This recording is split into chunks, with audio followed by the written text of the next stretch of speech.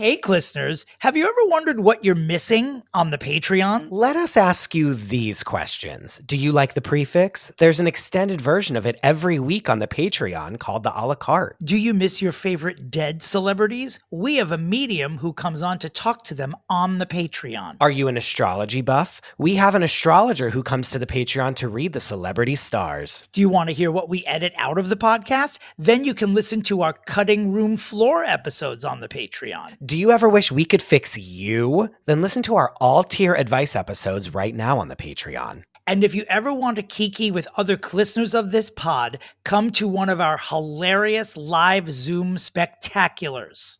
Still not convinced? No problem. Head on over to patreon.com/fixingfamouspeople to listen to an example episode of each of these. Absolutely free. See you on Patreon. Where's Shelly? You know how we all have that one friend we go to with all our financial questions? I'm talking the one who gives you advice like no one else can. Well, meet Experian, your BFF. And by that I mean big financial friend. I'm telling you, Experian is going to be your go-to app when it comes to taking control of your finances. And this big financial friend is always there for you, just hanging out on your phone, where we all kind of are anyway.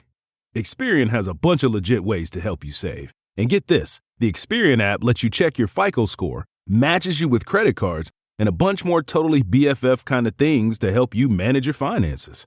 Bet your other BFFs can't do all that, huh?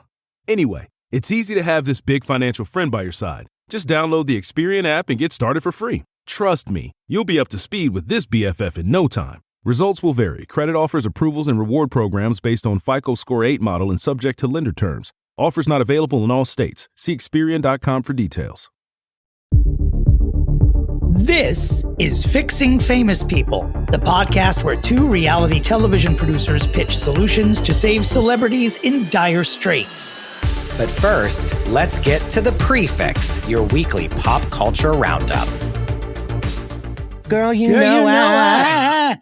Girl, you know I. Listeners, happy almost 4th of July. Happy birthday, America.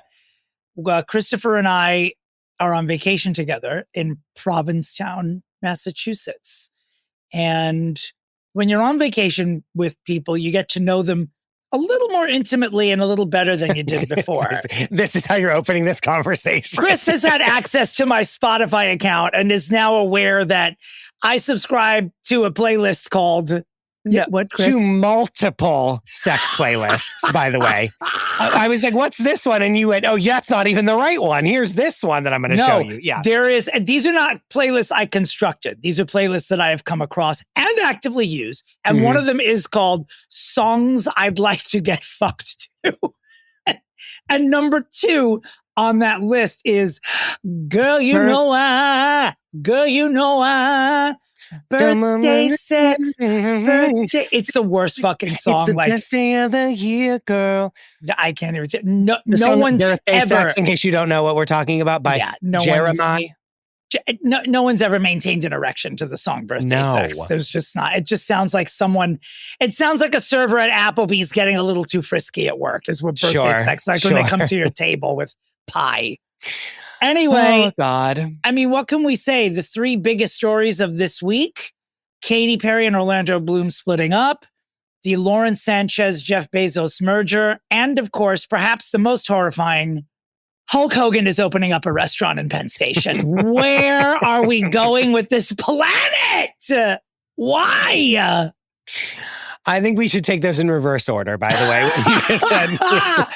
The future of train travel is dead. I will never go to Penn Station if they open up this Hulk Hogan restaurant. P.S. They closed down Tycoon, the tie place, like where you can buy a necktie, and instead are going to be putting in Hulk Hogan's restaurant.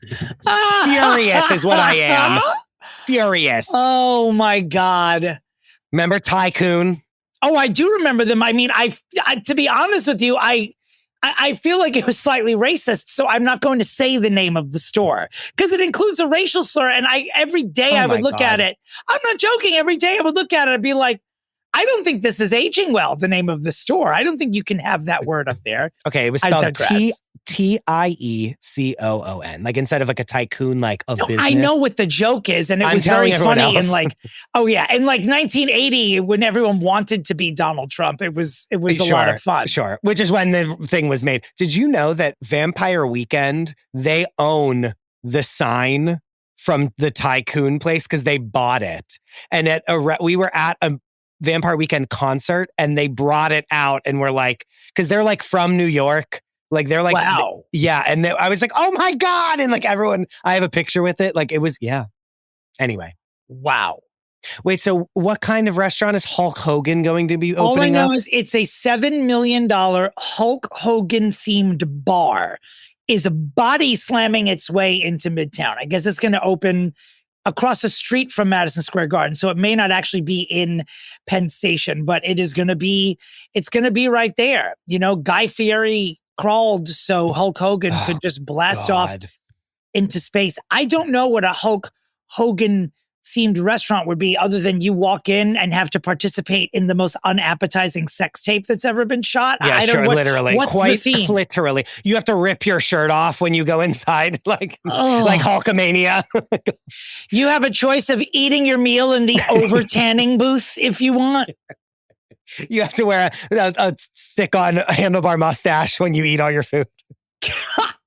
Apparently he has a bar in Florida, but this is the expansion. Is he still alive? I guess so. That's not a joke. So. I'm serious. No, I think he's spending all that. Did he win money from that Gawker settlement, or did Gawker just die? I think so. No, I think he like bankrupted them. Well, that's what he wants to be a restaurateur, I guess. Is Brooke Hogan going to be the?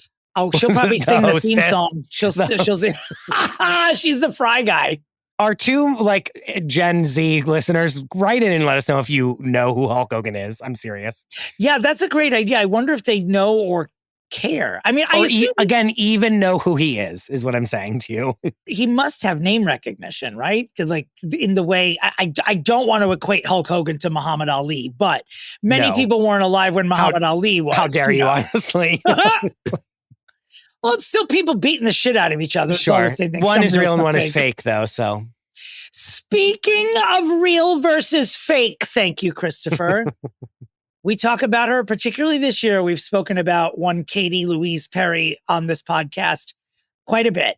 We have referred to her more often than not as a Muppet in space for the little stunt she pulled on the Blue Origin. There were actually 6 women on that flight. Only Katy Perry is leaving scathed. I don't know if it's because I think Gayle King needs to go on the list. I've been thinking about this. No. I think Gayle King needs to go on the list. Every time she comes up now, we just go, space lady, and yell at her. So like, we gotta pray on that. We gotta think about it, but I think she needs fixed. I think she is so tainted from this. But anyway, continue. Tainted? Yeah, I don't know. That's an interesting one. Tainted. But the Captain McCrade is what I. Well, Katy Perry and Orlando Bloom have ended their 9-year relationship. He was seen canoodling with someone at the Bezos-Sanchez merger. Anyone that would give him the time of day is who he was canoodling with. So he's off, and he's been posting like sort of inspirational quotes about like when one door opens, another window falls out, whatever the fuck. He's just letting everyone know that it's clear that he's moving on with his life. What a loser. Like who posts motivational quotes like that anymore? I know. If he posted them from my bed, I'll be honest, I wouldn't lie. Like Orlando Bloom's still a piece of ass. But yeah, he's someone who we should probably fix separately now. He's on the list. He's free of Katy Perry. He needs it because what career does he have? Nothing. At least she might look like a fucking idiot, but she's raking millions and millions of dollars in on that tour. There's no doubt. So apparently Katy Perry also put a message on the internet, and Katy Perry, obviously friends and a fellow astronaut of Lauren Sanchez, did not attend the Sanchez-Bezos merger. And she had posted something also ethereal on Insta, and Lauren responded to it that said, "We miss you, Katy." God. So everyone's in. All the Muppets in space are in Katie's corner. No word yet from the other 2 women whose names we'll never know, who were like actual astronauts. Yeah, legitimately on the ship to with be the there. cast of The Surreal Life. Yeah, like we don't know who they are. Yeah. Godspeed to all of them. Yeah, to those heroes. Those women are heroes. Those other ones. I mean, it is very easy to say, like, her last album faltered, then she goes into space, and then the marriage ends, where it's sort of like, did the pressure of her failing, I mean, I don't want to say a failing career, because she is somehow still selling out arenas where people are showing up dressed as Blue Origin astronauts, which is horrifying to me. No, we're being annoying about it, but like, she's fine. Like, she's fine. Honestly, I won't be surprised if what it is that she turned around and was like, hi, I'm being crucified every day on the internet because of all this dumb shit that I have to do to earn us money. Can you get a fucking job? To him? Like, for real. And when we do fix him, I will be going after him hardcore. Because at least she's worried. Yeah, she looks like a fucking asshole, but she's the only person in their marriage bringing in a paycheck. I mean, he must be getting Lord of the Rings royalties. Sure, but that's not like bankrolling his life. And apparently they didn't get paid anything on Lord of the Rings, basically. Like, a lot of them came out recently. Like, even Cate Blanchett, our girl, was like, oh yeah, we like barely got paid. Like, she's like, if that happened today, like, I would have like sued them. Like, she's like, I like didn't at the time, but like, I would never have actually done this movie for this amount of money, like, in my career now. Well, at least they got the friendships out of it. And I understand they all have matching tattoos. So good for them. The other major story of the week, of course, which, I mean, there were some news outlets where when I was gathering information for this Pre-Fixe, we could have just spoken about the Bezos-Sanchez merger for 11 episodes. There 100%. Were that many stories. Yes. There were that many events. I was really hopeful when protesters forced them to like change some locations in Venice. And when their welcome party was rained out, I'm like, the Lord is on our side as well. Yeah. But then they got married anyway, and stars from Kim Kardashian to Oprah Winfrey to anyone else who's a fucking billionaire was there. By now, you've probably been inundated yourself with all the... So I don't know what new thing we're going to bring to this, except I would like to offer this one opinion. And I mean this sincerely. Watching coverage of this wedding has made me think, and my apologies to the many people I've worked with and the many people I know who are wedding planners, but as God is my witness and as someone who's been married several times, I now officially think that even the act of marrying someone is utter bullshit. It's just, you know what? Marry them, but a wedding with a party, it seems... They have made weddings cringy. I'm telling you, because it's like, you look at the guest list, you're like, a wedding is supposed to be a celebration of two people being in love. And you know, at the end of the day, no matter how close I am with you, I'm happy that you're in love. I'm not flying to Italy for it. I'm not going to do that. I'm not going to pretend to be closer to you than I actually am, because there's no way these people are actual friends with any of these people. No, if you're going to throw a party, the people who care about you being in love should be there. Not Oprah Winfrey. I mean, let's turn back time. If I could turn time. If I could turn back time and go back to, remember when Beyonce and Jay-Z got married in secret? And it was when the photos hit the internet finally after months of them secretly already have been married, and you saw like her wedding dress, and you remember it was that like tan, like I just took in my mind of a shot of like all of their family standing on the beach together, and it being like the most beautiful, like it was so exclusive and secretive. And even like, remember when Britney Spears got married to Sam Asghari for 1 second, and it was like random pictures were surfacing of like Paris Hilton, Selena Gomez, and Madonna at Britney's wedding. And it was just like, what? Wait, what happened? And then Madonna and Britney Spears kissing again. And everyone being like, wait, what is happening right now? Like, that is how you do a celebrity wedding, where it like throws us into like a craze. We should never even know what her wedding dress looked like until 7 months after this. That's how exclusive this should feel. But instead, they were doing it in front of every single camera that would have them, so that they could look like celebrities. It just felt like the 80s are back. And we don't need to have a obvious cultural conversation about why they probably are and worse. Yeah.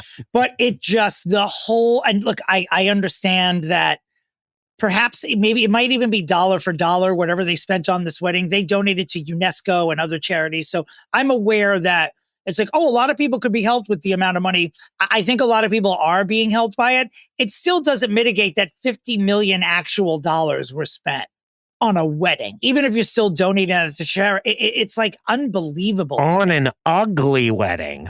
at that. A tacky Ugly, one. the whole thing. I mean, everyone else has already made the jokes. That gray carpet, her dress, blah, blah, blah. You know, like the whole, we've done it. I'm not even going to do it because it's already been done to death. But it's so strange because it's like the people that you want to be in life, you'd never want to be them. No. You know what I mean? Like, again, when Miranda Priestley says everyone they want to be us. I don't think we do anymore. No. I think like this level, what we've seen from the billionaires of the world over the past 3 or 4 years, they're turning wealth into something really fucking horrible because they treat it horribly. They so desperately, first of all, 2 quotes. One from our girl, Countess Luann. Money can't buy you class. I mean, who would have thought this one is going to be counted as a profit? Honest to God. Yeah. Money can't buy you class. And then the other one is you can't buy fame. They so desperately want to be famous. And he's the richest. They are famous. He's the richest person in the world. And he still wants to do this huge spectacle thing where they all are coming in gondolas to the wedding. So 9 million people can take photos of every guest that's going to be there and be put on a parade on display, like for the world versus it's never enough. If I had 1/82nd amount of money that he did, we would all be on a private island and no one would ever know what it looked like until 3 years later when I just dropped a random video on the internet. And it was like, here was my wedding. It was the best night of anyone's lives ever. Know what I'm saying? I do. Like there's something so not exclusive about it that's so losery and stupid. And of course, you know, the foam party, many people were writing in being like such losers. And I was like, thank you. A foam party is how it started. It really is. And, you know, it's very easy to just discount anyone who has our opinion and be like, well, you're jealous, you're bitter, you're haters. Sure. Yeah, I absolutely am bitter, jealous, and a hater. Yes, I am. But there's no upside to it. No. Like, it was just gross. Like the whole thing was gross. Kim's, I mean, you know how I feel about Kim, especially now. That outfit, she was like walking, it looked like deconstructed, like a Jean provocateur that was like some sort of put through a wood chipper. Like I was like, you look like such an asshole. It was some sort of like pajama party, like post wedding or something. It was like days of parties. And again, put through a wood chipper. Like, you know what I mean? Like, I don't know. I'm a little upset that Oprah was there too. Between that and the remark that she made about, you know, the veiled poke at Patti LuPone at the Tonys, I'm sort of like, is this your third act? You're just going to be an asshole now? Like, what is wrong? What are you doing? I can't believe she was at the wedding, but they don't care. They don't care. No. Oh, well. This is normally when we would say best of luck to you, but we're not going to say that. No, we're not. The public backlash from other celebrities is the one very unique thing about this to me. I mean, randos like Olivia Munn, Rosie O'Donnell, never shy about her opinion, talk about how utterly disgusting it is. Charlize Theron, when presenting an award for a South African charity, made reference to, you know, I guess we're the only people that weren't invited to that wedding and we're definitely cooler because of it. Yeah, yes. And hell must be a skating rink at this point because I'm about to side with Megyn Kelly publicly for the first time. But when I tell you that this woman went after Lauren Sanchez, she went after the wedding and then like it sounded very personal to me. And she went after Lauren Sanchez hard. Far be it for us. We will talk about someone's face on this podcast without 100%. guilt. Yeah. It was dagger after dagger. She's like, I don't know what this woman has done to her face that she could look this horrible and desperate. But honestly, the whole thing, her face makes me sad. This is a quote from Megyn Kelly. And it was like upsetting. Woo! When you put your shit out there to be the biggest spectacle in the world for a week, like that's what you get. Sorry to say, fame costs. There's a third quote. You're quoting Debbie Allen now from Fame? Yeah. You were literally like negative 15 when that movie came out. No. Was it in the 80s or was it the in the 90s? The movie was like 1980 or 81. Yeah. And then the series came shortly after that. Negative 15. But you're close to it. Yeah. But perhaps the biggest story of the week is about a certain product that has become available to everyone in the world. And you don't have to be a billionaire to afford these products. If you're watching our little teaser reel online, or if you head to Instagram right now, you will see the product. Christopher, tell the listeners what is about to come into their lives. Well, Dominic and I right now are wearing two things, and those two things are hats. You thought we were going to say pasties, but they are, in fact, just hats. Yes. Yes. Nipple tassels. Yep. You can get your Fixing Famous People nipple tassels right now. We have hats. We have chapeau. We have merch for you. And so many people have been asking over the past 2 years when we were going to do something like this. And Chris has been I've been in the lab. Top of it. He has been in the laboratory, and we are presenting 4, count them, 4 Klissner caps. They are hats. They're embroidered, and they say Klissner in our signature font that you see with Fixing Famous People. I feel like I'm on QVC right now, like doing this thing. Mm-hmm. See? And then on the back of them, they say Fixing Famous People, also embroidered. And we have a million photos. Go to Fixing Famous People right now, and you'll see pictures of them. And I will have You'll a link. see a full carousel of all 4 colors available. There is a black color that is being called the Dominic. There is a khaki cap, which is being called the Christopher. There is a charcoal cap, which we are calling the Dench. And there is a blue cap that's being called the Blue Ivy. Obviously. Or maybe should we call it the Blue Origin? I will leave this podcast if you call it that. And I will unfriend you in life and on socials. We are so excited. I've been wanting to do this for like a long time, and I finally found the right partner to do it with and all that stuff. So I'm going to have links all over our Instagram, all over this episode in the show notes, et cetera, and just be ready. We're going to be wearing them all the time. You can finally get them. They are going to be at a good price point. And we hope you like them and get them now because there's a limited quantity. As always, a limited quantity. Yeah.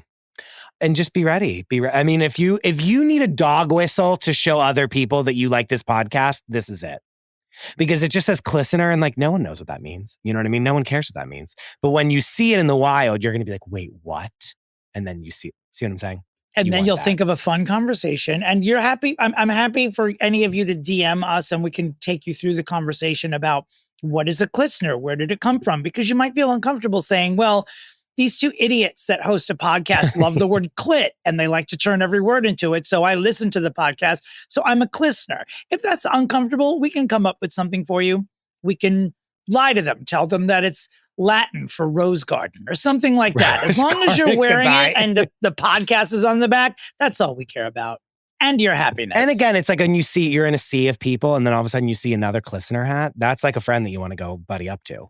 And that's it. We have hats. Get ready. First big merch item after the candles. And so I hope you guys all like them. They're really good hats. I've done a lot of R&D on these too. They're good hats and they look cute and they're not ugly. And there's so much merch that looks like merch. Does this make sense to everyone? That's just so clearly from like Vistaprint. And I don't want that. And these are not that. And so they're fashionable. By the way, cue the first commercial break being from Vistaprint. Like that time. I'm sure. Like that time that you were screaming about Progressive and then it was a Progressive commercial. Yeah, I was saying that I hate my car insurance and then Progressive was the commercial after that. And they are my car insurance company.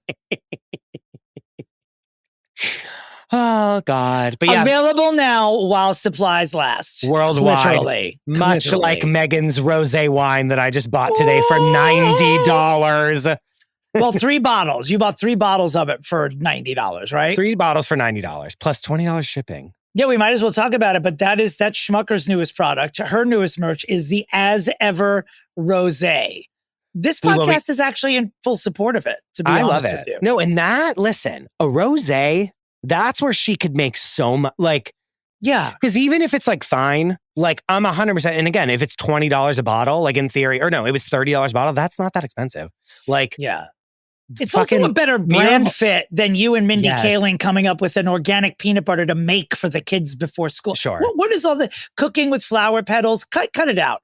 Booze first. Also, very, very smart if you're going to cash in rosé, there's 9 million of them and they all suck. So guess what? Even if this one also sucks, I'm going to buy it because it's funny because it's As Ever Rosé. You know? Congratulations, Megan. I can't believe I I'm like saying it. that either. I hope this does well. If it doesn't taste good, by the way, Christopher has been threatening after we get a certain amount of subscribers on YouTube, we're supposed to be doing a mukbang. If we do the mukbang. We're there, by the way, but go ahead. Oh, fuck, that's terrible news. When we do the mukbang, we're going to drink it with the As Ever Rosé. I bet it's going to be good. I, by the way, have been looking at all this mukbang nonsense on the internet, this mukbang content and this controversy where most of these mukbang people spit it out. The ones who are dying are actually eating the food. The ones that survive are the ones that are spitting it out while it appears they're eating it, which is what I'm trying to teach myself how to do that before this mukbang. Dominic, we're going to do like a layman's version. Like a frise salad or... Yeah, like I don't need to actually do like those like king crab legs that you always see them eating. You know what I mean? Or like chicken parm heroes. Like they're like, swallowing them whole. Yeah. We'll have like one chicken cutlet and like a salad and like maybe like a ramen, something with a broth that we can like slurp and then that we're good. You know what I'm saying? We're not going to do like these big, huge, like, I'm joking that it's a mukbang, but like it's going to be like my first mukbang. Do you know what I'm saying? Mm-hmm. Can we play my playlist of songs I like to get fucked to during the mukbang? Songs I like to get mucked to. Yes. Girl, you know I. Girl, you know I eat. Girl, you know I eat.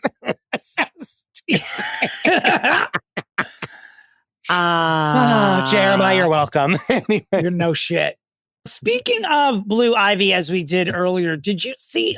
We joked last week about Jesus Christ attending the Beyonce show in Houston. Apparently, Satan was there instead because Beyonce almost died in front of a live audience in Houston when her finale car trip in midair around the stadium broke and tilted, and she had to be lowered. But the professional, moments later, she was back up on that main stage, came out, looked at them, and she's like, I know if I fall, you will always catch me. And the place went fucking wild. Period. Fucking what wild. Is wrong with us? I mean, yeah. Listen, the best to ever do it. Yeah. For her to come out and deliver that perfect line and look beautiful, but also she looked mildly shook when she came out. Like you could tell that it was a moment. Rightfully so. Keeping it human, keeping it funny. Just bravo. And then the more time goes on, the more I love Beyonce. Honest to God, like it's really, she's something. And then for her to put the pictures of it like leaning and her like almost falling out to her death. Uh-huh. And then she put it up on the internet and put the song Sitting Sideways from like I did 90s. Not know that. Oh my God. I was cackling laughing at it. She like put up Sitting Sideways and was just like, yeah. Like getting in front of it before it turned into like something like to make fun of her for. She put it all over her Instagram. It was hilarious. When I saw that, I thought for sure you were going to come on here this week and say that it was orchestrated. That she did it on purpose. Oh, no, I don't think so. No, she would never do that. She would never, ever do that. I wonder. Do what? Orchestrate something? Like a pregnancy? Like mess up on purpose. But mess up on purpose. What did you say? I said that she would orchestrate something like a pregnancy. I'm just kidding. Stop. So another huge story that happened right after our last broadcast is that Anna Wintour is stepping down from her role as chief editorial at Vogue. The end of an era. High five. I mean, this truly is the end of an era, and I can't wait to see who takes over. But yeah, she's 70, 75 or 76 years old. Does she even have a predecessor? I bet you she doesn't even have like a... I don't know. I bet you she does. She's a mean person. Wouldn't it be great if she actually had Meryl Streep do it? Yeah. Do they even talk? Like, do they not, like, you know? They do. Oh, Meryl has been... There's a great viral video where Meryl goes to visit Anna at her office. And it's really when you first find out that the set from Devil Wears Prada was almost to the letter exactly what her office looks like. You should Google it because Meryl walks in and hands her actual coat to whoever, like Meryl Emily Streep does not dress like Miranda Priestley, like the polar opposite. Yeah. And gives her coat to the assistant, doesn't toss it. But yeah, they're friendly, I guess, or whatever. Speaking of which, Devil Wears Prada 2 started shooting this week. Can't wait. It will be horrific, but I can't wait. Yeah, I don't I don't know the plot. I know there was a sequel, the book sequel. I don't know the plot of it though. It's like three Titans going to war together, like Miranda, Emily, and then what's her name? Andrea. Yeah. Andrea. Speaking of ruining things, not that I gave a shit about this before, but Kim Kardashian is going to be producing the new Bratz movie and apparently appearing in it as the villain because there are no other actors available except for Kimberly Kardashian. Because everyone said no to the Bratz movie. I'll tell you what. P.S. Our impact, sorry to say, our impact by bringing Hey Paula and the Bratz movie back into the zeitgeist, and then Kim is getting a job offer from it. Can we just say that?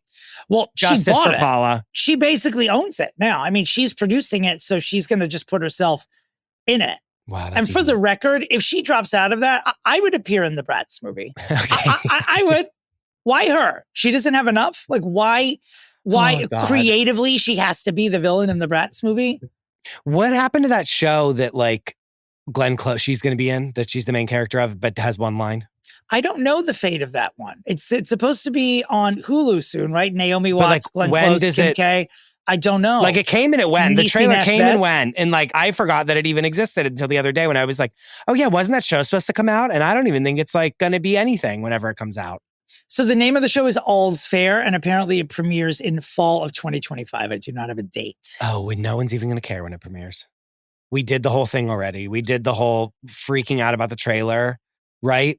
We did. I'm just thinking of the list of people who could have been the villain in the Bratz movie, and every other person from All's Fair should have been offered the job before Kim was. Niecy Nash would be a great villain. Yeah. The Brat herself, I think, would have been very clever casting for the Brat's villain. Taking all the jobs. Kim's such a loser. Anyway.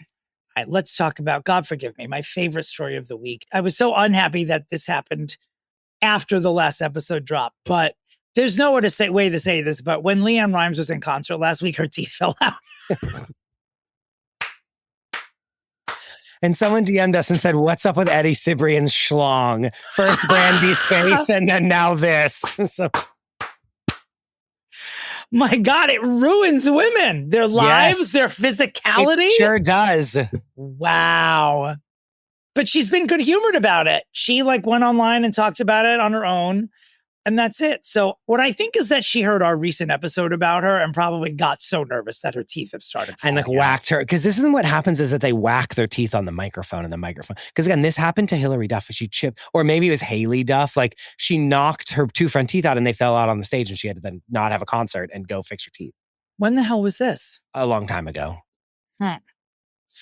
Did you hear that Brad Pitt's home in Los Feliz was burglarized? No. His $5.5 million mansion was targeted by thieves. It was ransacked at 10:30 p.m. last Wednesday night. They didn't confirm that it's Brad's house, but everyone knows that it is. I don't know what they made off with or that he's released a statement because he's been on a press tour for F1, which I believe is currently the #1 movie in the country. Yeah. Doing all that. So I also feel like Brad Pitt is the kind of rich where he forgot he has a house in Los Feliz. It's probably just an investment property anyway. So. Yeah. And like, don't you have an alarm system? Like, you know what I'm saying? Like, you're way too rich to not have like security. It was an inside job. It was one of those kids that dropped his last name. They know the code. They probably came in and took a dump on everything. And they're like, fuck you, dad. In quotes, probably. And then ran out. Took all their shit out of his house. Why not? Yeah. We'll show you. We're going to take all of your fancy stereo equipment or whatever he has there. Or have someone jewelry. Have someone watch your house. You know what I mean? You're too rich to, and if you have like stuff like that, you can't just like leave your house unattended. Sorry. You think he'd have Did like the bling ring teach us nothing? Right? Or just have a live-in staff. I'm surprised that any of his residences aren't like staffed with someone already living there. Like, you know how you have some deadbeat cousin that you could like quote unquote pay to like live in your house when you're not there. Okay, I don't know how many times I've said this is my favorite story of the week, but I promise you this one is my absolute favorite story of the week. Mel Owens, who is the next Golden Bachelor, he is 66 years old, and he has said he will only be featuring women between the ages of 45 and 60 and will cut anyone who is 60 years old. It's the opposite of what you're supposed to be doing there, sir. Had he already signed all the paperwork before he made this pronouncement? Because apparently he went rogue. We can't. I talked about this at length on Kate Casey's podcast this week when we were talking about the Dallas Cowboy cheerleaders. And apparently he went on like some Michigan, like it was like M Go Blue, like Michigan, the college. Not Michigan. Podcast, because he played there. And he said it there, and now everyone's up in arms. And I'm like, I wonder if he even said any of this to the producers before. What a nightmare. I mean, you're the one that's worked on this franchise. What's the... Well, having worked on it, I feel like any publicity they'll just eat up. I mean, they're still recovering from like an unsafe workplace and blah, blah, blah, bad stories from the year. And it was on pause. They've just named a new showrunner. It's the guy who runs Bachelor in Paradise is now taking over Bachelor. So that's the only bad part, is that they're trying to like rehab the whole image of The Bachelor. And this guy comes on the show that's supposed to defy ageism and issues the most ageist statement. It's like, it's literally the equivalent of Rachel Dolezal running the NAACP. It's that much of a what the fuck moment. Like, are you joking with me? Like, it's crazy. Like, just get someone else. Like, get any other person. If he's like, I don't want 60-year-olds, but they have to like, this is the problem, is that they have to do this fantasy of like, I'm just looking for my next big love. Like, it's like, it can't be like, I'm going to come on here and like, see what happens. Like, it has to be like come back from every commercial break has to be like, I was in love once with my wife and now I'm trying to find another wife. You know what I mean? It's like, it can't ever just be, I'm going to go on and like make out with all these women and see what goes down. It has to be this like love story. And then you cast the guy that's like, I'm 66 and I want to fuck 30-year-olds. Like, what's up? You know what I mean? Like, I don't know. Mel's got a target on his back now. I don't know. Yeah. I don't know how Mel recovers from this. No. But I'm sure ABC has thought about swapping his stupid ass for somebody. I would. Why wouldn't you? I don't know. I'm curious to see what the spin will be moving forward on this, because that's like terrible. It's like terrible for the Golden Bachelor It's also just brand. not what the show is. So it's like, you've got to be like he shouldn't sign up knowing that that's what he's going to do. No, it's like a nudist going on Project Runway. It's like a vegan competing on any cooking show. It's like, no, you got to cook meat here. Like that's what these frying pans are for. You got to just do it. Yeah. Dummy. Good luck, Mel. A nudist going on Project Runway. But it's like, what's the point? Good luck, Mel. Not just good luck, Mel. Good luck, Mel's future wife. Yeah. But look, I mean, Mel's closer to death than you 45-year-old women. So maybe if he's richer, he's a good one to marry and push down a ski slope or something. But I'm also he could he lives in Orange County. He could throw a rock and get a 45-year-old wife. He probably that's has there's already divorced and needs someone to pay for her kids. Good luck, Mel. Did you watch The Comeback ever when it was on television? Of course. Well, it's coming back for a third season. I got it. It's coming back. Look, I'm instantly happy because I love that it's a third, that they release one season of the show every decade. 10 years, which has got to be some sort of record. I mean, it's pretty hilarious. Valerie Cherish, like maybe one of the greatest sitcom characters of all time, really. And Lisa Kudrow's portrayal of her is just wonderful. Yeah. I know you had said you were a little nervous this week about. I'm nervous because, and Just Like That is so terrible. Right. In every single, it's unwatchable how bad the show is. It's not even funny bad now. It's just simply horrifically, terribly made that like, I have very little hope for Michael Patrick King to helm this. Well, in a similar, not as drastic of a situation, but on Just Like That returning without Kim Cattrall, The Comeback is returning without Mickey, who to me is a key character in The Comeback because the actor passed away a couple of years ago, Robert Michael Morris, who played Mickey Dean. Yeah. Her hair and makeup person. So he wasn't like, you wouldn't call him a main character, but like, no, but he was great. That supporting wheel around her they were a perfect support system for Valerie Cherish. And I don't think the show's going to suffer too much in tone. I'm just sad it's coming back without him at all. It would be like the Golden Girls. Is so incredible. It's sort of like when Golden Palace came back and it was like, but B is not here. So why are we doing this? I don't know. It's, I'm sure we'll love it. I hope we love it. I hope it doesn't have that curse. I pray. But we'll see how it goes. All right. So a few days ago, there's a sing-along at the Hollywood Bowl, a sing-along for the movie Grease. And a couple of the director of Grease is there. Didi Khan, who is she played Frenchie, and a couple of other supporting people are there. And I guess they do this every year sort of thing. And then they announce we have a surprise.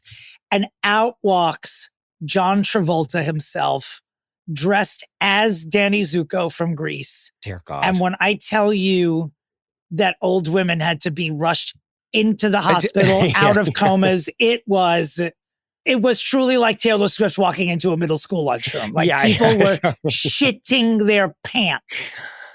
Oh, Whew. God. And I gotta say, he's mildly still got it. I gotta say, he was fully wigged, I might add, because he had the same hairspray as he did in the movie. Yeah. Fully wigged. And I don't know, he looked good. It was like, it's something that I normally roll my eyes at, but I was a fan of Grease as a kid, and watching him walk out, it was mildly thrilling. I felt old as fuck, but it was also mildly thrilling when he came out, because that movie is 50 years old. The movie Grease is 50 years old. Dear God, really? Almost. Like, it's, I think 78 was when it came out, but close enough that we're going to say 50. Times must be rough for him, is all I'm going to say. Because why do this? What do you think he gets paid for a gig like that? At least $20,000. No, more than that, I'm sure. Probably 50. I didn't watch the speech either. I'm sure. I mean, I'm assuming he had to have mentioned Olivia. So sure. Just because I wanted him to talk about Olivia. Sure.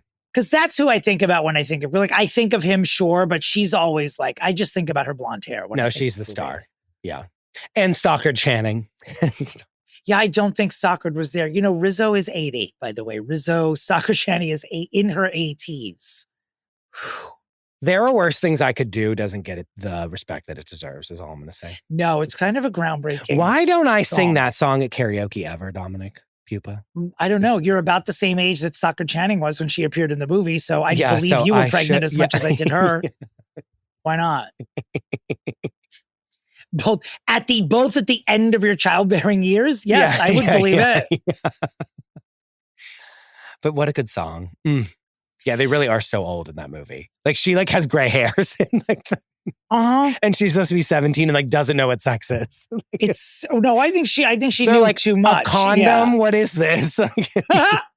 And the guy, Kanicki's like truly 45 in the movie. Oh yeah. Moving on, we spoke recently about Barbra Streisand, Ariana Grande, and Mariah appearing on the song together on Barbara's new duets or couples album or secret partners. It's called something. Secret something partners. Weird. I really think it's called something or whatever it is. But a lot of people came at me personally online and were saying, like, because I said that I thought that this would be the first single made entirely for dogs because there was going to be so much screaming on it. And a lot of people were like, these are the three most talented singers of all time. You're nobody. But okay, if you're going to come at me, hit me with something other than facts. It's like, I don't, my opinion remains the same. Thank you, sirs and ma'ams. However, it's really, I stand corrected because it is the opposite of that. It is, I wouldn't play this song in a library. It put me to sleep. Dogs will sleep to it. Yeah. They won't come to the door. We listened to it on the way here to Provincetown, and truly, like, I was like, this is like a song that would be like in the credits of a Disney movie in the 1990s. That's a great assessment. It's 100% what it is. A forgettable one that wouldn't be released as a single.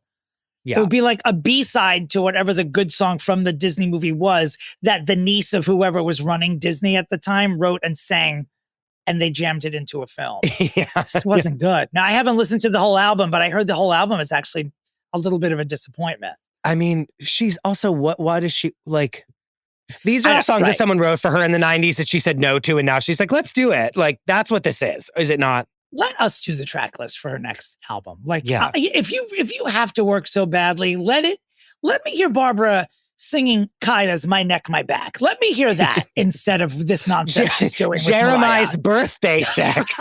Birthday Sex.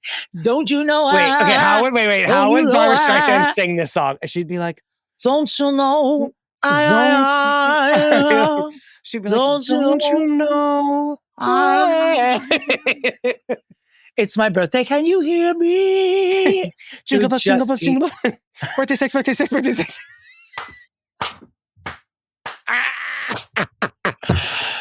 Oh Oh, Barbara, 83. You don't need to do this anymore. No, we don't. For what? You take a break. We love you. Take a break. Write another memoir. No, let's not. I don't have time left in this decade to read another one.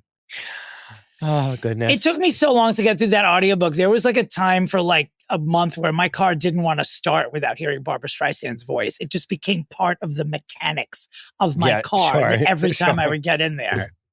Okay, so we have not on this podcast been following the Karen Reed trial very closely. No. We are closely associated with many other podcasts who have not only devoted a lot of time to it, but who have actually reacted with screams or tears, who are like, this Karen Reed trial, there are many people that are emotionally invested in it. I never got there, and I'm not sure why it didn't appeal to us, really, because it has all the elements. I'm sorry, but like, get a life. Sorry. Woo! I know that's so mean, but like, you're not a part of this. Does that make sense? Yeah, everything you say makes sense to me, Christopher. We're on the same page. Here's what doesn't make sense.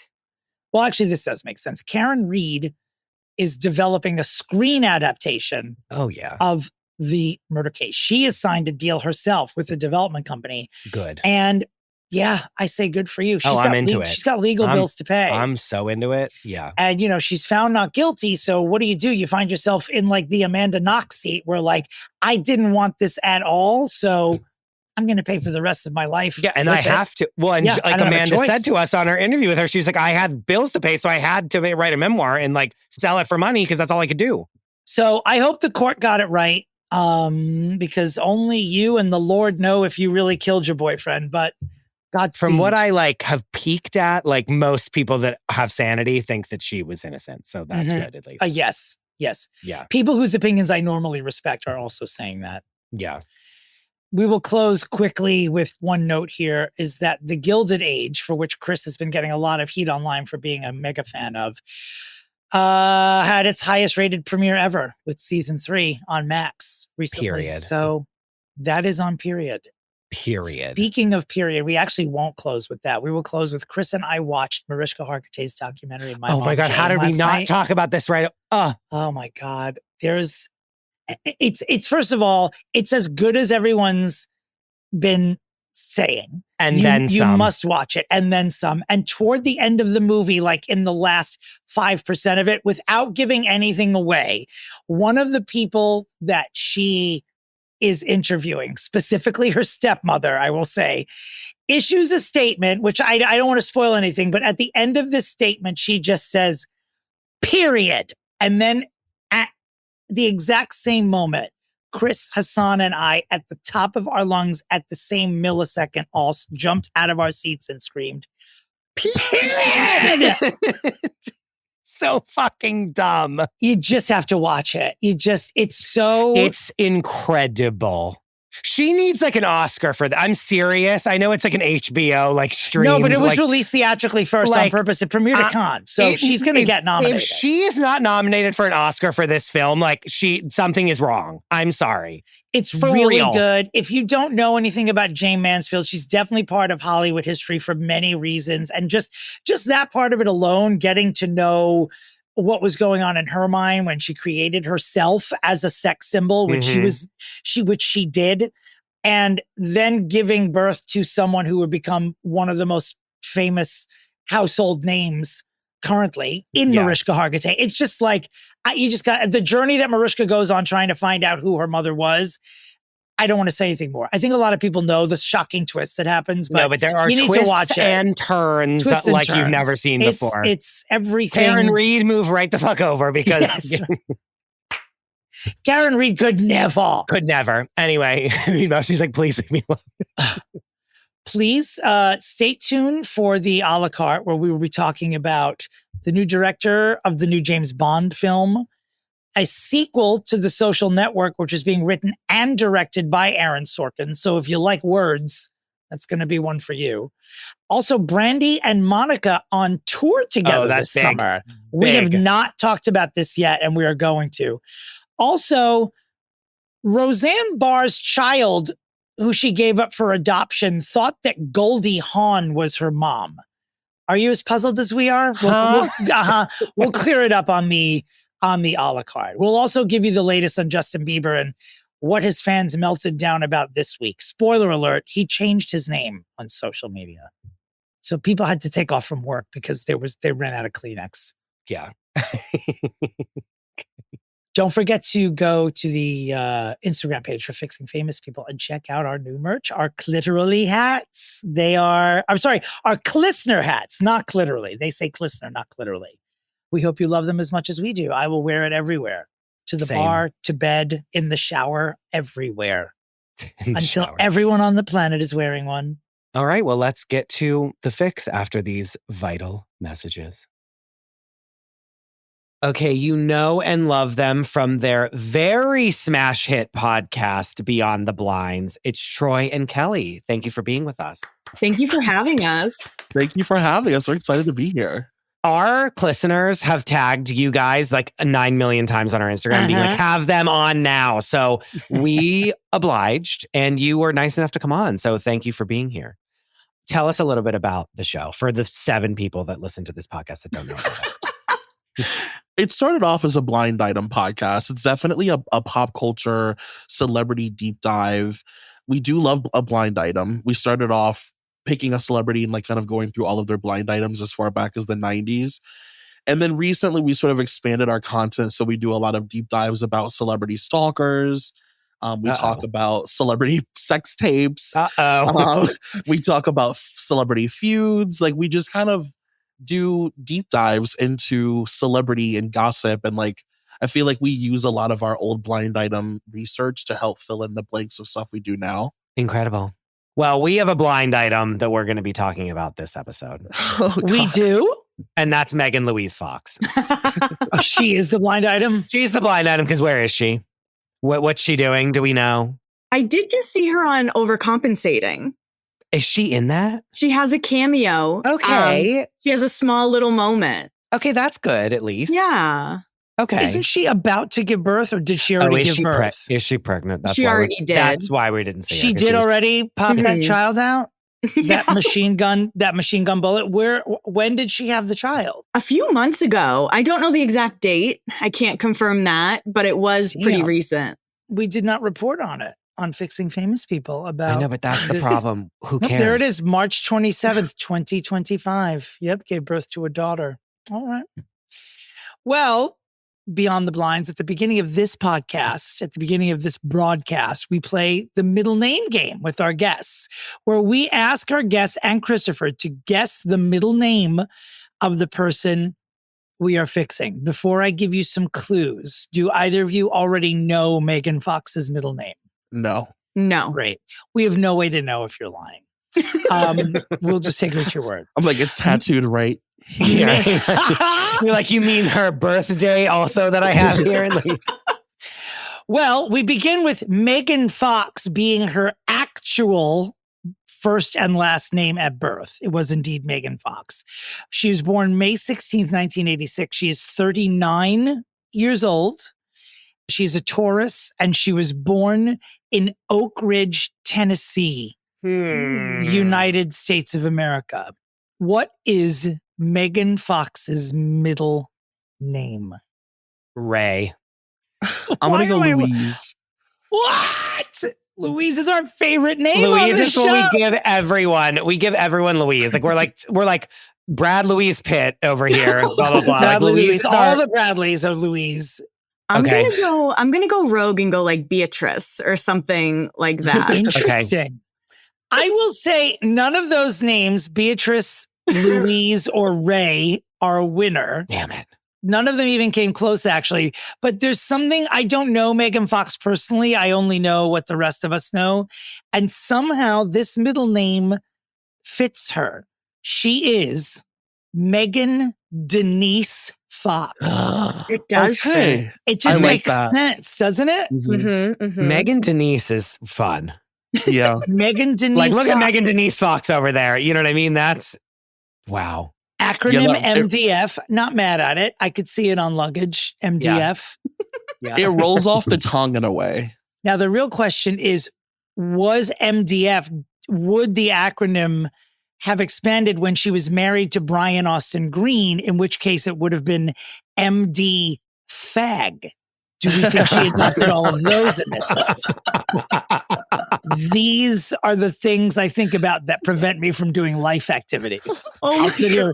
If we weren't chatting, I'd sit here for 45 minutes thinking about that. But She'd be a gay doctor. Yeah. So stupid. God, we're such idiots. Okay. Megan Denise. Is Megan Denise on the short list for best middle name? It might be. That's really she can be. good. How many nominees do we have this season? I mean, Right, Denise so is a pretty far. good. I don't know. Denise isn't my favorite name, but it's my favorite name for her. Like, I think she just looks. Megan Denise is great. Right now, we have our short list of middle names is Hillary Earhard Duff, Can you imagine that this is this bitch's middle? Harvey Forbes Firestein, and Megan Denise Fox. I think that's three good. There we go. Wow. Okay. Megan Denise is great because it's very like Lifetime. It's very Megan Denise. It's very like, Yeah. you know what I mean? There's like theatrics involved in that name. Yeah. Well, MDF comes. She had a couple of small roles. Okay, stop being MDF. Blah, blah, blah. MDF comes to us as a society in 2007 with Transformers in her Is that star-making really- role as. Yeah, I mean, the only stuff she really did before then, she was in a teen musical comedy called Confessions of a Teenage Drama Queen, and she also appeared on Hope and Faith. That was. I with, was gonna say, Hope Faith and Ford Faith, she was and, a star Kelly. there. Was that a leading role? That was a Kelly Ripa show, right? Kelly Ripa and Faith Ford was Hope and Faith. Yeah, I don't think it was much of a lead role, but if Kelly Ripa is helming anything, I say it's a hit. So For sure. It's big stayed deal. for a number of years. Well, 3, it seems like, or 2. She Seems so didn't much play like longer. Kelly Ripa's daughter or anything, did she? No. No, I don't think so. Okay, Dominic, she's in Holiday in the Sun Mhm. in 2001, which I know you don't think is anything, but for us, and I speak for the three of us also on this call, was a big deal. Agreed. Tell me why. Tell me This why is- this is not in my lexicon. Because you were too old to be watching it because it was a straight to video. But that can't be an excuse. It has to be. Mary-Kate If I'm and- interested, I'll watch it. Mary-Kate and Ashley, like straight to VHS. There's your reason. Discussion. Yeah. There's your reason right there. It was could a be straight to 80 or VHS. 8, and I'm not watching anything with those two smokers. Absolutely not. Yeah. Meanwhile, they were like 12 in it. They were like, And still smoking. Wait, so was this for people in their 30s? Was this like a major motion picture, Holiday in the Sun? oh, yeah. Yeah, I would say so. Like New York Probably- Minute was another one of their big ones. But like Holiday in the Sun was big. And this is where they went to the Atlantis resort in the Mhm. Bahamas. And they tried to have boyfriends. It was good. Yeah. And Megan Fox delivers that. I forget what her name was. And she's like, and I get what I want. Yes. Exactly, She was a yeah. star in The this. meme. So Was she this a is- bad girl? Yeah. Oh, Mhm. yeah. Oh, Yeah. yeah. The anti-Olsen twins? Like it was just, Yeah. she was the She was their the warrior. antagonist. Got it. Mhm. Got it. I know Megan Fox because of Transformers and Diablo Cody's Jennifer's Body, which came Yes. out 2 years after Transformers. And as honestly as April in Teenage Mutant Ninja Turtles. Professionally, that is how I know her. Personally, I probably know her a little better than that because she's A, always in the tabloids, and B, I don't mind telling you that I'd like to keep Brian Austin Green on a private shelf in my residence and not share him with anybody. And I felt that way about him for decades. Your whole life. And it Your was, whole- I just loved him. I always, even when he was the geeky one on 90210, I loved him then. He was still my favorite of them. I loved him. And so I know her a lot too because of Delisted. She was a regular, more than Perez and Pink and the other sites back then. Megan was a regular subject on Delisted. So I feel like I know a lot of the things that I do know about her because of Michael K. Vis-a-vis Brian Austin Green, of course. Professionally, recently, nothing's popping out for me. And I'm not looking at the wiki page. I could probably look at it now and be like, oh, I've heard of that, but nothing has popped out for me. And same thing with MGK, her former lover. He's another one who, like, when they got together, I was like, I don't know anything that either of them have done recently. And why Yeah, I should care about she- it professionally. Who is she in Confessions of a Teenage Drama Queen? That's a Lindsay Lohan vehicle, which She's the villain, right? Yeah, she's the villain. Oh, you're right. My God. Another villain. Brunettes are getting a bad rap. But it's crazy that she goes from just random TV shows to Transformers, which was like a humongous blockbuster. Like it like brought back the blockbuster to us. Mhm. Did it not? Yeah, like it for was sure. like Absolutely. huge. And also Shia LaBeouf, Death was also like became a household name off of that. Yeah. And then she basically does Jennifer's Body, which is a great movie hmm with what's her name? Amanda Seyfried. Amanda Seyfried. And then after that, does the Mutant Ninja Turtles one, like the shitty one that's not the good 90s one, like the shitty new one that no one likes. Other than that, like what she's just like random little teeny parts. And she's like so fucking famous. Yeah. Yeah, I think like when it comes to a Megan Fox type, she's someone who like everyone wants to sleep with. So I think that like helps her because even like straight girls that I knew were like, I would fuck Megan Fox. And I think when you become like a sex icon in that way and like just the way you look carries so much weight, it's so crazy. And she's funny too, which I don't think she gets a lot of credit for, her humor. Like in This Is 40, she plays like the nanny. And I thought she was really funny in that. And then she was on New Girl for a little while. And I think that's when people were like, oh, she can actually act and has like really good comedic timing and stuff like that. And on That's New Girl crazy. and This Is 40, because I didn't watch New Girl. I saw This Is 40, but it's been a long time. Is she playing like a parodized version of herself, or is she playing a role? Because I feel like she's that kind of celebrity where she would guest on something or have a small part in something, and it would just be playing what you would expect. She You know what I always kind mean? of just plays herself. Like even on New Girl, she's playing Megan Fox doing a cameo on New Girl, you know? Yeah. Mhm. Yeah. But I feel like it's hard to talk about her career and not talk about her being blacklisted because she was like openly blacklisted by Michael Bay and Steven Spielberg, Yeah. Yeah. who both like were like, you're never going to work again. Like we hired you to be hot and it turns out you speak. Yeah, We don't what like happened? that. What happened?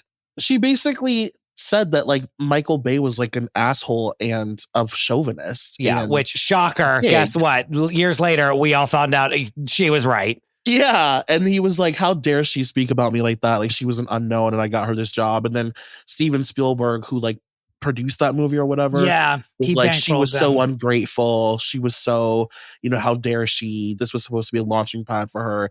So they openly blacklisted her. And it's crazy to think what she would have done had that not happened.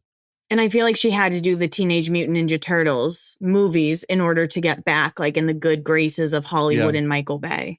Yeah. Did Allow he do me- those? Yeah. Yeah. Oh, Messy. okay. That's really messy. Allow me to refer to the interwebs. The beef between Michael Bay and Megan Fox, particularly regarding Transformers, primarily revolves around Fox's comments comparing Bay to Adolf Hitler Uh-oh. and a subsequent anonymous letter criticizing her, leading to her departure from the third Transformers film. The root cause seems to be a combination of Fox's perceived overconfidence, her comments about Bay, and a perceived lack of professionalism. Yeah. It's Seems always like the this- woman's fault. I was about to say, seems like this AI overview may have been written by, what's his name? The Tate brothers, who didn't we just get them back from the Deep East? Yeah, funny that Michael Bay has no comment in this AI overview, but sure. Difficult woman, already insanely powerful men whose egos and worth are impenetrable still get mad and destroy. Okay. Because like you didn't want to give me a blowjob every day on the set. Like, how fucking dare you? You know what I mean? Yeah. That's exactly it. You know what is so Yeah. funny? She really does have this look. When Kelli was saying before, everyone wants to sleep with her, there is a particular look that a female falling under the everyone wants to sleep with her looks like. Like it's a very sort of like, it's a dark brow, dark hair, white skin, sort of Angelina, Megan Fox, Cindy Crawford moment. Like Brooke Shields when she was in her heyday, and now still, I shouldn't say that. It is a very sort of specific look. When you said that, it just sort of, I was thinking about everyone else that falls in that category. And while there may be some blonde people or people of color in there, they're really like Wonder Woman-ish. Those people, Yeah. really, you know? Yeah. I mean, even Ruby Rose falls under that. Yes, sure. Yeah. It's like Anyway, that was just a tangent. But, No, yeah. She is just so pretty. Like she's just so gorgeously really is. stunning and even like the bad pictures of her that come up when you Google her, like they're gorgeous. Like, and then I think that like she does look like the villain. Like I get why she was like a little mean girl in all these movies because like she is the dark-haired, gorgeous one that looks mean. You know what I mean? And so she's almost beautiful to a fault. Yes. Is how I would describe her. She's beautiful to the point that you can't really get lost in a character of hers. Like you can't look, you're always looking at her act and you're like, that's Megan Fox acting. Like she's so pretty that you just like, you kind of just get lost in her face. And I also think it's like she's beautiful in like a pre-Instagram way, like the like reality face way. Yeah. Like, you know, she's right before like everybody started looking like they have the same head like on their bodies. Right. And I hope she doesn't do that, by the way. I hope she doesn't trend that way as she enters middle age. I hope she doesn't. Oh. Well, what could she want to change about her face? Everyone's obsessed with it. Like, do you know what I mean? Well, I understand that that's not that's a leading question, but like everyone's like, I want to look. Everyone's doing stuff to their face to look like her. Like, period. Yeah. Also, Troy, not to go back to not disappearing into her role. You don't think she disappeared into her role as Carla in Confessions of a Teenage Drama Queen? You don't think that when she was the mean girl in Holiday in the Sun, we forgot who she was? Is that what you're saying to me? You know what? To play devil's advocate, I will say, I don't know if you guys watched it. And if not, I suggest that you immediately turn this off after we're done and watch. But she was in a Netflix movie maybe a year ago, maybe 2 years ago now. It's a thriller. Basically, the whole movie is her by herself, and her husband is a psychopath, and he handcuffs her to a dead body. Oh, God. In an abandoned house. And she has to figure out how to get out of this house. She's being hunted, and she's dragging a dead body with her. It's like the biggest acting thing she's done in a really long time. Is this called Subservience? Is that the name of this? Subservience? You said it was on Netflix? It's on Netflix. Let me check. Is it Night Teeth?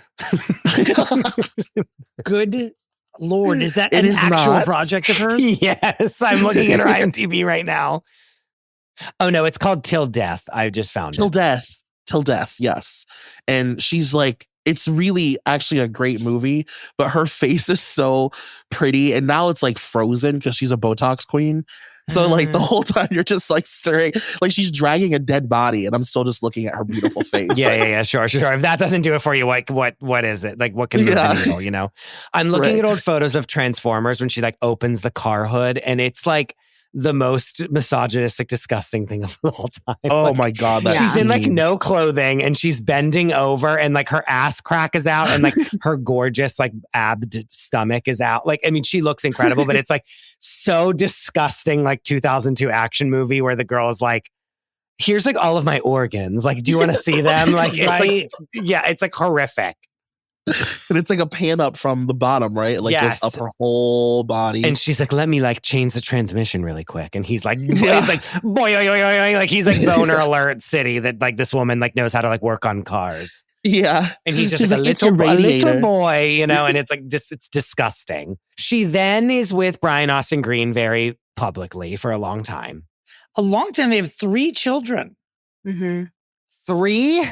Yes. Kelly, do you remember their blinds? I feel like I remember reading about him not wanting her to like work. Yeah. So allegedly he like didn't like her sex symbol status and kind of wanted her to be like a stay-at-home mom.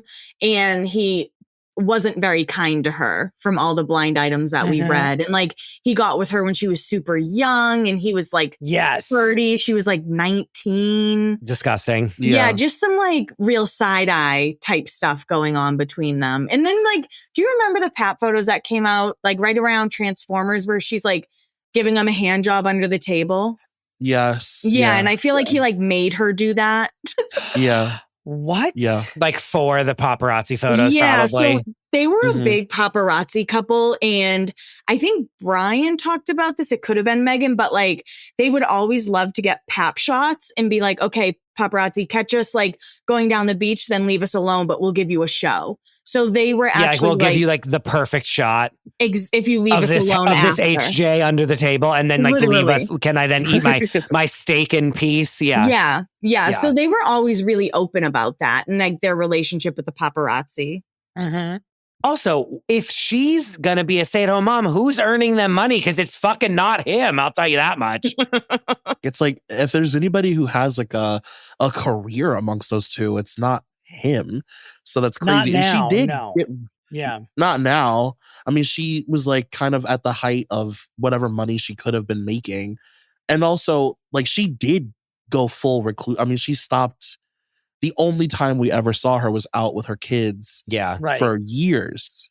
So Was they that 'cause he met didn't actually let her out before. of the house, though? I mean, that's what we're implying for sure. I mean, we're Yeah. sort of, but they met. She was 18 and he was 30, and they actually met before Transformers. They met on the set of Hope and Faith, the aforementioned Hope and Faith. And he has been asked several times about these grooming allegations, and he mentioned on a podcast, I don't know if it was his podcast, but he said he won't publicly address the allegations because he believes defending himself would create a cycle of needing to defend himself endlessly. Furthermore, well, he has emphasized that Megan Fox was this does not help matters. He emphasized that Megan Fox was the one who pursued him, working to convince him she was mature enough for a relationship. That is defending yourself. Difference. He must have read Wilmer Valderrama's book. Yeah. Go on. I mean, that's just what Wilmer Valderrama always says about the young teenagers he dates. But he waits till the midnight of their 18th birthday to make a move. And then when did they break up?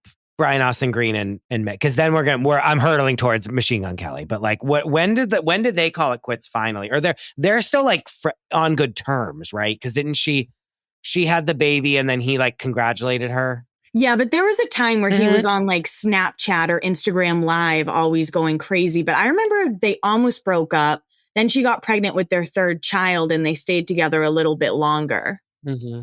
They got separated in 2015. They got back together in 2016 and then filed for divorce for the second time in 2020. I think that they were I don't think that they were together for quite some time before that divorce anyway. Like, I think I was going to say 2020 is like way too recent for her to be like that. I feel like that wasn't right. Yeah. But 2018, I mean, they probably were together until then. Probably. That tracks. That tracks for me. Yeah, for sure. And then, okay, remember when Chelsea Handler had like that talk show on Netflix when they were trying to do like a show, and it was like when she like went off the deep end and was like, I'm gonna like care about politics for the first time in my life ever. I'm like, you're 50. Yeah. And I'm like, okay, great.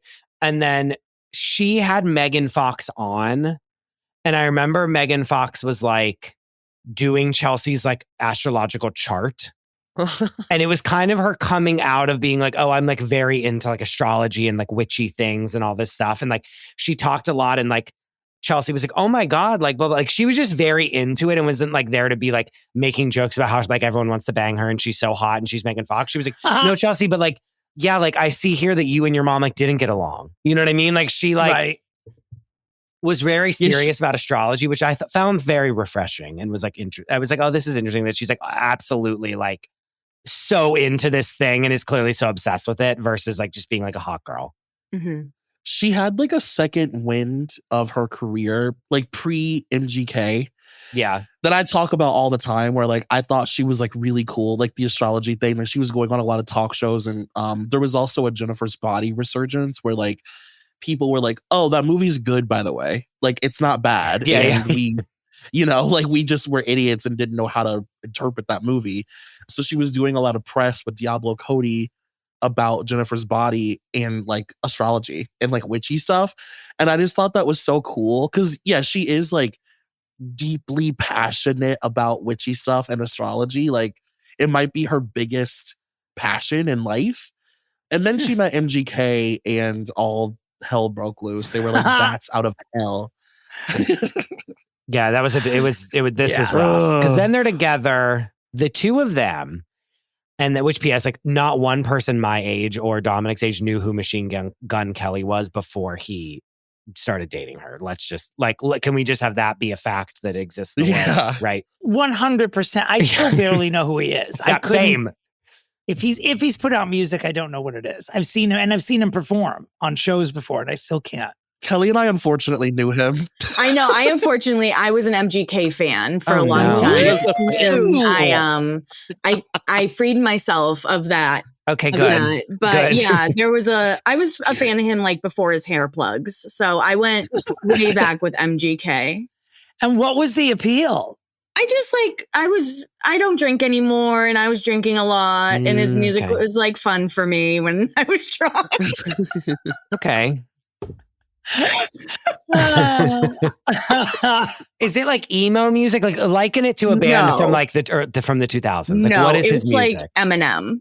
Now he has like Simple Plan music, but back in the day he was Machine Gun Kelly because he could rap so fast. Oh no. Yeah. That was his thing. I've never known a single song of his, but he grew up in my neighborhood. No. Yeah. What? Yeah, he was like friends with I grew up with a bunch of like punk kids and like skaters, and I was like this little preppy gay boy that would hang out with them. And he was in that group of like boys. And he was like, had a horrible reputation for being really mean to girls and treating girls really bad, and which he still does.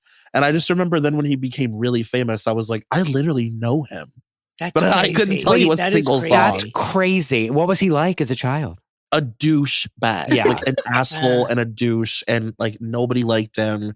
And he was a try-hard and a shapeshifter. It's crazy. Like he is such a cult following, and you could never explain it to me in a way that makes sense. Yeah. Because it's like, oh, this fucking piece of shit that I grew up with that was like a fucking turd. Like, right? Yeah. He's like now dating Megan Fox. Megan Fox. Like what? That's crazy. See, you just never know. You know. That's crazy. So then they're together. And then I think in my mind, like they're doing their bullshit. And then Kourtney Kardashian, give me 17 million breaks for the rest of my life. And what's his name from Simple Plan? Or no, from Blink-182. Travis. Yeah. They're doing their shit. And I feel that there's like a war of the worlds of the two of them. These two couples are like warring for like most cosplay of like Carmen Electra and Dave Navarro. Like, you know what I mean? Like it felt like an elimination round. It really did. It felt like an absolute competition between them. Yeah, honestly, they just gender swapped Avril and Brody Jenner. Oh, that too. Interesting. Kelly, what was the other? There was another couple. Zoe and Channing.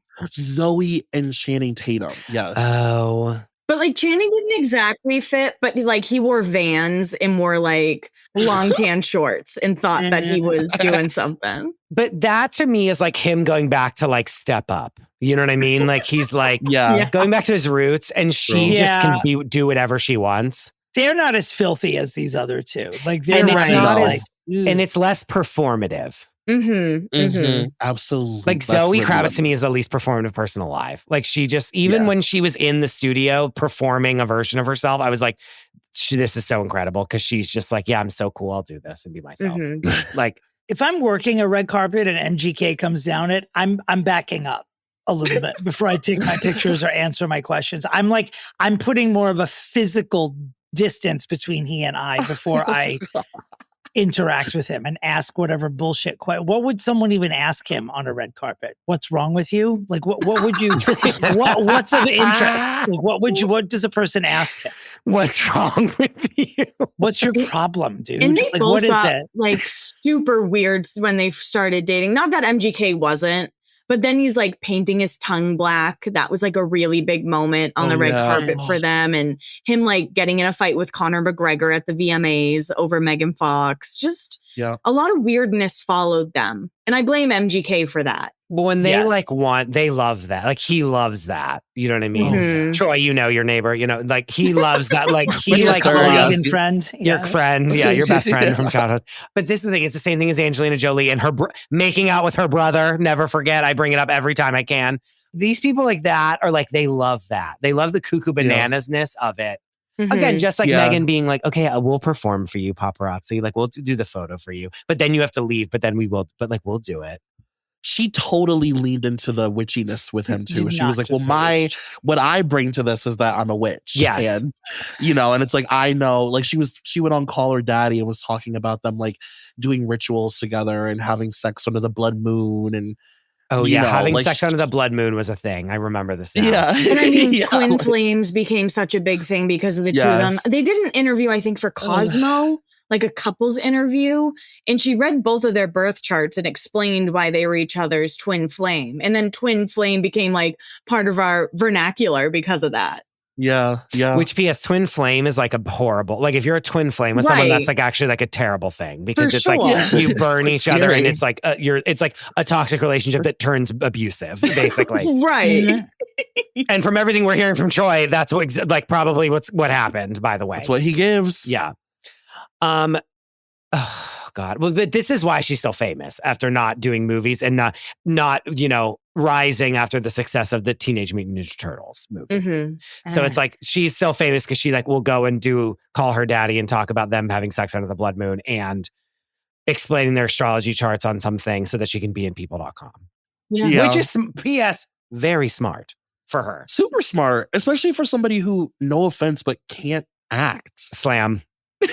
That's a Slam. That is. I mean, she didn't even get the lead role in 19. She didn't.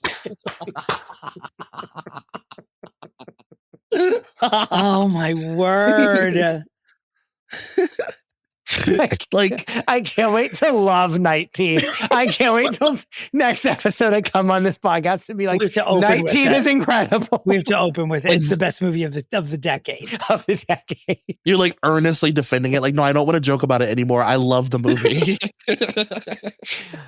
Oh, my God. gosh! I mean, what else is there? So then they break up, right? They're not together anymore. Because they're back and forth. They're getting married. They're drinking each other's blood. They're doing blah, blah, blah. They're They broke up while she was in the middle of her pregnancy, like not shortly after she announced the pregnancy, and we all rolled our eyes. She was like, "Oh, also we're done. I'll be having this kid alone." Yeah, she's like, please have sympathy for me. Like she's like, Yeah. I could be wrong, but I think she actually put out a statement to like confirm it because MGK was kind of like playing like they were still together. And she was like, "We're done. I'm a single mother." yeah, Megan Fox plans to co-parent with ex MGK, but won't be getting back together after welcoming baby girl. Which, like, good. I like that. I don't want her with him. No. I'm liking that. Like, she doesn't need, like, she's good on her own. And she also just seems like, just from listening to her in interviews and stuff, especially on Call Her Daddy, I just feel like she's had such a bumpy go at trying to be an actor. Like, it's been so tough for her. I think that she's completely disillusioned by the industry and she just like does stuff for money sometimes. But like, I don't think she has dreams of being like an actress anymore. No. Like, I think that she's like over it. No, they were like joking about like Jennifer's Body, like too. And they were like, we'll do it. Like, they were all like, we're going to do it. But she's like not doing it because she's like, this will be my springboard to like whatever. She's like, the fans will like this and like, I'll work. Yeah. And so it's like, fine. Totally. Yeah.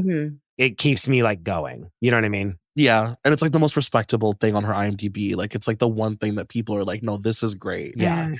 She's also got 4 kids. Yeah. So it's like, it's a hard, she's probably got to be picky and choosy about what she's going to do. But I feel like she's ripe. I mean, she's like, she met the first love of her life when she was 18, even though she acted much more mature than that, obviously, and pursued him. Yeah. But then she had a fight right at the peak of Michael Bay's powers. I don't think they're as strong as they were when she was fighting with him, but she picked a fight with him and called him Hitler at probably the wrong point in either of their careers. And then her third act, for my next trick, I'm going to marry Troy's best friend from grammar school through my 30th birthday. And I don't know, it seemed like the poorest planned publicity stunt in modern relationship history. You compare them to Courtney and Blink-182 because the only other couple that was doing stupid shit like that was them, and it was like, we already know Courtney to be a chemically attention-starved person because she was given the least growing up. So we're used to that from her, but seeing it from Megan Fox was a little bit unexpected, I think, at the time. From her only, not from him. For her to get wrapped into all that was sort of, because, there's a certain amount of bravery in standing up to Michael Bay. Like whether or not she orchestrated the rollout of her complaints in the quote unquote right way, even still having the nerve to say anything negative about someone so powerful for a woman in Hollywood is a big deal. So she doesn't give you the impression that she's a dum-dum, But then again, after that, she marries Machine Gun Kelly. So it procreates with him. What in the night teeth are we dealing with here at the end of your life? Listen, she met him on set of a Randall Emmett movie. It was dark times, I'm sure. Is that real? Yeah, they met on the set of one of his movies, and she was probably scared and maybe found some comfort there. But everybody makes mistakes, and she's trying to right her wrong by breaking up with MGK. So we could forgive her. Hold on. They always say, if you're going to meet someone at work, never do it on a Randall Emmett or Kelly Ripa project ever. It will always end disastrously. You're telling me that they met on this. What movie was it? It was called Midnight in the Switchgrass. Oh, God. That makes of course it was. With Bruce Willis. Bruce Willis, one of his last films. Yeah, but they were like, "Are you mentally here?" And he was like, "Who am I?" And they were like, "Get in front of the camera." In Lucas Haas. Ooh. Oh. Ooh. Okay. Oh, God. This is so dark. Why is she there? Oh, not Emile Hirsch. I love Emile Hirsch. Oh, why is she he's there? He's problematic now, but I loved him in the one that Sean Penn directed that I thought he should have been nominated for, the story of Christopher McCandless, and he died up in the bus in Alaska. Oh, Into the Wild? Yes! Amazing. And just so you guys know, Midnight in the Switchgrass is less than Night Teeth. It is 4.6 on IMDb. Okay, this is the worst thing that we've talked for now, 45 minutes? And this is the worst thing that I've seen that we've talked about yet.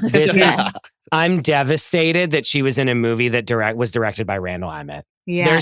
There's no coming back from this. Starring Bruce Willis, and she met MGK there. And the movie is also called Midnight in the Garden of Switch and Grass Leaves. What is it called? Midnight in the Switchgrass. Midnight in the Garden of Hate and Night Teeth. Guys, he's acting in it too, and they're touching each other sexually in the thing. Oh my God, and she beats him up. And it's an 8% on Rotten Tomatoes. 8%? I wouldn't even, if I was dared to watch it, I wouldn't. I would not. She doesn't get credit for like how funny she is. Like she really is. Like I said, she's an overcompensating. She has a very small part, but I would love for her to like lean more into like queer media and show her funny side. And also, how is she supposed to be funny in Midnight in the Switchgrass with fucking Bruce Willis? See, this is the thing. She needs a fucking good PR. She needs good people agent, around like her. A real agent. She needs a good agent because she is like a sitting duck right now. Like she could do so many things. There's so many things that Megan Fox could do, and it's just a waste. Like I just feel like if we were behind her, she'd be in great hands. Yeah, she'd be on the cover of Rolling Stone again. Okay, we're here. We're getting out of the car. We're walking the carpet. We're right at the arena. I have two ideas, and I'm not sure which one to go with. One of them is something that I have already pitched for someone else who I now believe Megan Fox is better for this fix than the person that I pitched originally. And I literally pitched it in an episode we shot an hour ago, and I wish I had held this pitch for this one because I might actually pitch this again. I don't know if I'll get in trouble. I don't know who I get in trouble with. We run this damn thing, so I would only get in trouble with us. All right, are we ready? You pray on it while I do mine, okay? I'm praying still. Okay. I'm always praying. Troy, you are right that she is cool. All the things that we just said, notwithstanding, you know what I mean? Like despite all the horrible things that she's done in her career, as in like, not horrible, I mean horrible as like the wrong move for her, she's cool and everyone likes her. There's another Megan that desperately wishes that she was cool. I'm out of here. I want Megan Fox to launch a lifestyle brand. I don't want her acting.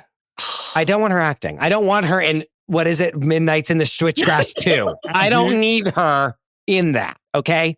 I want a lifestyle brand. Now, this can be makeup, shapewear, you know, our usual celebrity jaunts, makeup, shapewear, hair extensions. She has great hair, whatever. I like her clothing a lot. I think she does very well on red carpets. Is that just because she's so beautiful? Yes. But like also, I always like what she wears. I always think she's very put together. She looks very put together. I almost think it could be a fashion line. But then wrapped up in all of this, like, and she can have all different, whatever brand endorsements / white labeling any products that she wants to have a quick brand. I want her to come out with a lifestyle show rivaling with Love Megan. And not in the same way at all, not rivaling because I'm pitting them against each other, but like, I want to see her being a mom and like also juggling being a like, you know, like having this show where she's like, having these people follow her and she's being a mom, but then she's also getting ready for a red carpet, but then she's also with her friends and then she's cool. And then she's also with all these witches. Like if Netflix is like reinventing this, you know, lifestyle show, why is Megan like See It in the Stars with Megan Fox or something like that, where she's then doing astrology charts for celebrities that are coming over and she's serving them like a drink. Or she has a bartender. Someone's making Mindy Kaling coming from Megan Sussex's could be like she's shaking the little shaker and being like, I'll pour you some drinks while I read your chart for you. You need like a cleanse. Hold on, let me do this for you. Like I don't know who's the celebrity that would be friends with her. But please put Carrie Coon in there. Get me. Yeah, Carrie Coon. Yeah, that is a great one. Carrie Coon, you have a hex on you. You think? Let's find out. Let me get this pendulum thing that I swing around you and see where it's going. You know what I mean? Like, and then it's like kind of witchy, kind of lifestyle, kind of like making food or drinks or whatever. And like decorating your house, creating an altar. I'm like literally Aaron Bagwell's going to like hit me. Creating an altar is good for her though. I mean, I think creating an altar it sort of tracks a little bit. Yeah. Having a blood vial. You know what I mean? Like, what do I do? You know, me and my new boyfriend are going to have blood vials for each other, blah, blah, blah. Like that. Kind of a witchy show that's like half a joke and half real, to me is fun. And that makes me like want, then she can just do so many brand deals. And then she never has to act again because she's rich. Like she only did this fucking stupid ass Randall Emmett movie was because she like needed the money, right? So. Well, okay. Why else would it into it? That's my pitch. Wow. So. That's a lot to follow up. I am going to be submitting an idea that I've submitted for somebody else. And I didn't win on that episode, but I do think that it's better suited for Megan. Initially, I was like, let's see her act. We know she can do it. And people typically who you see are cool and funny in real life, they can pull off a character as well. Like I believe Jennifer's body is great. And I believe that she's better than what she even was in Jennifer's body. I think that she can act. So I always go to the stage for that first. And I'm like, does she do a one-woman show? Is it autobiographical? Do we just put her... I'm like racking my brain thinking of all these plays and musical. Like, do we remount August Osage County and give her like one of the meteors supporting? Like, what do we do? But I wasn't feeling it until I remembered the old idea. Since James Gunn has already talked about Wonder Woman being on the vision board for DC, I think Megan Fox should play Wonder Woman. Now, I did pitch this for someone else whose name I'm not going to say because I don't want to influence our guests. But when you find out who it was, you'll probably think, why the fuck would you pitch that for her? This is the person who should play Wonder Woman. And I think she'd be great. I think that it ticks off every box for her. She couldn't walk her way through it. You could walk your way through it the way that Halle Berry did with Catwoman, but your career's over after that. So she's got to be good. She's got to deliver. And it's sort of a tongue-in-cheek role anyway. So I think she'd be good in it. And of course she looks the part. And it would be sort of career defining for her. 3 pictures and then she'd be done. Michael Bay directing. I'm kidding about that. Goodbye. Last part, Goodbye. Steven Spielberg produces. Yeah. I think she's safe from all those people under the DC umbrella. So that's it. And I love Chris's idea, by the way. Normally I'd come in here a little swaggerier, but these are two totally different goals here. I think she'd be great at both of them. Yes. So you're picking between Gypsy and Pussycat Boulevard right now, the two of you. So that's it. You have no choice. It's Audra or Nicole. That's it. You must pick one. My worry is people will just make fun of the witchy stuff if it goes to like the wrong audience. Okay. If the wrong audience sees that. But also people don't take her seriously as an actress. So even with like a big studio behind her, would it matter? I would be more for the Wonder Woman role though, like just because personally I would love to see her back on the big screen. And as much as like I like astrology and stuff, I think it could get kind of old quick. Like I originally kind of loved Megan, but I got so sick of it so quick. But I don't know if that's like a me problem. No. I think that just makes you a human being. Sorry, Smokers. So I completely agree with you. I think that the difficult thing is that people don't respect her as an actor. So it could be like just meme hell. She could be in a tornado of memes for years to come. I actually lean towards the lifestyle brand because I feel like it's more attainable for her and it feels more accessible. And it's something that she could take and turn it into her own thing the way Pam Anderson has. You know, Pam's lifestyle brand is so unique to her. Like, I feel like Megan's would be really unique to her, not traditional, and she'd make a shit ton of money, get a lot of endorsements, and it would turn into things in the way that like Drew Barrymore's lifestyle brand like turned into stuff. Right. Books and things. So that's where I'm leaning so towards. You think more longevity with the lifestyle? For her, yeah. I want the answer to be Wonder Woman because I want her to fucking own that and be a badass and like, but I'm like, I don't think she could do it. And her voice also, I'm like, that voice as Wonder Woman would be so crazy. But I desire that. But realistically, I would go lifestyle. Yeah. You talked me into that. And you're right. She could make books out of it, make a spell book, make like her own like wine. Yeah. I think I gotta go, even though it hurts my heart because I want her to be on screen. I'm sorry, it's Dominic. Painful. No, I'm happy to lose and destroy your souls in the process. I'm fine with that. Okay. I hope you lose sleep over choosing Chris. Christopher, congratulations. Thank you. I desperately needed a win. So thank you for picking me. I also knew you were going to win no matter what because you said Meghan Markle. So when I invoked Meghan Sussex in there, you knew it was, There's absolutely no way you can lose when you bring her power is on undeniable, Dominic. She destroyed the monarchy. So yes, she is a nuclear warhead. But now that I'm thinking about it though, like Megan Fox should have it. Like this is like ha, but like she actually should have this show. Yeah. Well, this has been a whirlwind. Troy and Kelli, Beyond the Blinds. Where can people find you? What should we look out for soon coming up on the show? Yeah, I mean, you can find us on any streaming platform. I mean, we just did a Jared Leto episode 3 weeks ago, and all the information just came out about him. And that tends to happen when we do episodes. Like, all of a sudden, they're back in the news. Like, we did an episode about Stephen Collins from Seventh Heaven. And now ID Channel is doing a fucking documentary about it. So yeah, we talk a lot of, like, dark-sided stuff in Hollywood. I'm like, do we have any like super fun episodes? They're fun for us. We're psychos. And where can people find you on Instagram and all that stuff? Yeah, so Beyond the Blinds Pod, and then my handle is Laguna_Biatch. And mine is Troy Jean Spears. Oh my God. And I say it with full or like an as earnest you should tone. with your entire chest every time. Sure. Dominic, where can people find you? Instagram's Dominic Pupa. The website's domentary.com. TikTok is Domentary. Christopher, where can our listeners find you on the World Wide Web? You can find me at the Chris DeRosa. You can find the show at Fixing Famous People. You can find the Patreon at patreon.com/Fixing Famous People, which we have free episodes of each kind of thing that we offer on Patreon up right now for free. You can go find them. You don't even need to sign up. You can go listen and see if you want to be a part of it. Guess what? You will. But you will. You will. Do you want to hear from Whitney Houston's ghost? You do.